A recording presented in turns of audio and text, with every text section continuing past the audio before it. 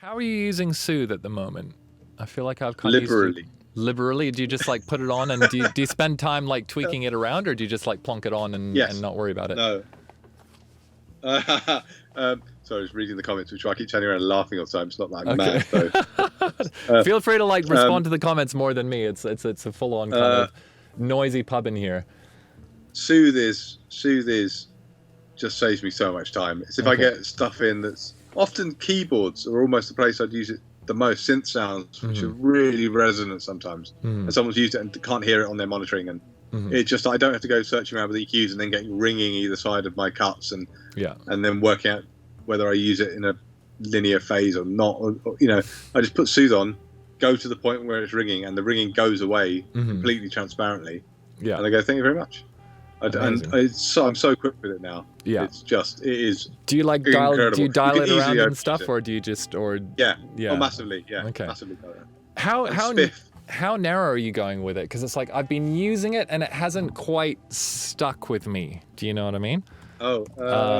Which is probably an indication that I haven't had you tell me what I'm doing wrong. Zach, Soothe is it's kind of, you could call like the new wave of plugins that does a bunch of thinking, but it apparently kind of like pulls out peaks and harsh frequencies and intelligently listens to what you're doing. And there we go. Yeah. Dynamic resonance suppressor. Yeah. Okay, so if we were in the pub and you're telling me like how to set it up, what would you tell me? Drag your node to the annoying part and turn up the reduction knob, and then I always have it pretty much oversampling 2 times and in highest quality mode. Though a warning for people who are not blessed with the most powerful of machines, I think Soothe 1 certainly did chip saturation, which it basically with the oversampling on can take up an entire chip, the entire CPU. Yeah. So even if it's not, so this is why people get weird CPU dropouts, and it depends how they're loading and stacking oversampling plugins and how those are coded. Ozone, I think, possibly had a problem with that as well, and people vary. There was definitely an issue with some other really amazing plugins not using that much CPU, but suddenly you had none left. So this happens all the time. And my very techie friend told me it was chip saturation. It's a great kind of term, if nothing else.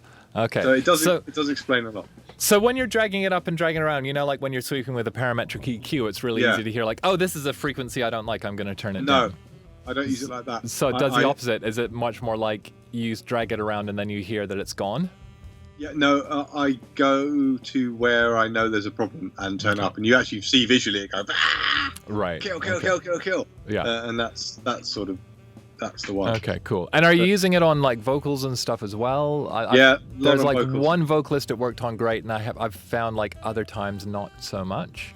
If you some signals have a small graphical response and a very hairy kind of sound can appear. So it's actually doing a lot more than it's showing you it's doing. Right. So that's something to watch out for. Okay. Soothe 2 is definitely substantially better than Soothe 1, and Soothe 1 is great. There's 2 Soothe 2. Oh, bloody hell. Do I have to like buy a new one? Soothe 2 is substantially better. Substantially better. Okay. But the other thing that people don't talk about with this company is Spiff. Which is that's new, right? Well, it was in between Soothe and Soothe 2, but it was it's the kind of the origin story. No, it was the it is a transient version of it, so it kind of takes out a non-transient. So, for example, if you slam an 1176 like a blue stripe on a vocal, and you get a great tone because it's sort of saturating the mids, but you get horrible peaky transients. And if you make it fast attack, it's never going to get rid of that. It's still going to be horrible. Spiff just takes them out. So you can like slam a vocal with a blue stripe in a quite an ugly way, but that has that great MIDI kind of hold and saturation, and then just take out the transients with Spiff. They're gone, and it's completely smooth. It's wild. It's a wild thing. Annoying hi-hats in overheads. Yeah. Oh wow. Just take out. Wow. Just take them out. Well, as they say in Canada, I better check it out, eh? Sorry. Oh no, that's great. Okay, awesome. Do you have a favorite guitar, cabinet, and/or amp for tracking? Guitar. I'm not often hired to do guitar bands at all. Yeah. But I do really like a Princeton. And like Fender Princeton Reverb kind of thing? Okay, yeah, great. the little one. That's quite sort of useful if I'm doing kind of characterful kind of guitar things, which is sometimes what I get to do. Right. I don't get to do that much guitar. Right. I've got a couple of friends who do a lot, so I can tell you their favourites. What I really love is the Watkins Westminster, but that's a killer amp. But no, that makes it sound like it. Right. Kind of. If I do record a guitar that I want to record, it doesn't ever sound much like a guitar. Right. Okay. Fair. I'm kind of that. And I work I'm pleased. You probably know as well, Leo Abrahams.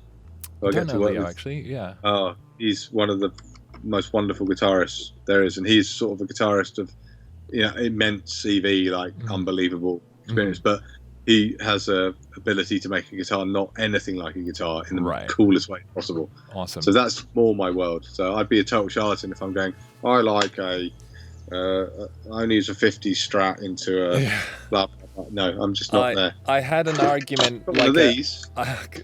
Sorry, go on. These. I've got quite a lot of these things. Yeah. But, these are great. Wow. Guitar What's pedals, that one? This one is the Hologram Dream Sequence, which is entire purpose is to make a guitar utterly un-guitar-like. There's nothing to do with guitars. Awesome. It's bonkers. Wow. It's brilliant. That's wild. Okay, interesting question. Oh, actually, Michael's just asking, Matt, actually, you might be able to answer this one. Do RME cards have good mic preamps? I know Matt Robertson's all over RME. I'm not sure if he's using those for pre's. You ever used RME stuff, Emery? I don't know if I've ever used a pre's. Yeah. I don't think I ever have. They're quite well regarded in terms of the converters and stuff, right? They're totally solid, man. Yeah. They're totally solid. I've just taken one out of my rack that I've had in there for 20 years. Okay. Literally. That's a good track record. Wow. Damn. And it stood up. They were literally the best bargain you could get at the time. Right. Awesome. They're wild. Cool. Yeah. All right. Okay. So Paddy mixes. Incidentally, Paddy, thank you so much for the follow before. Just asking, if a synth or drum machine has a USB audio out, would that capture a cleaner signal than your average audio interface preamps? What do you think on that one, Em? If an electronic drum machine has a USB out, it will be its own. It won't be doing any conversion at all. It will just be giving you a signal straight into your computer. So that will be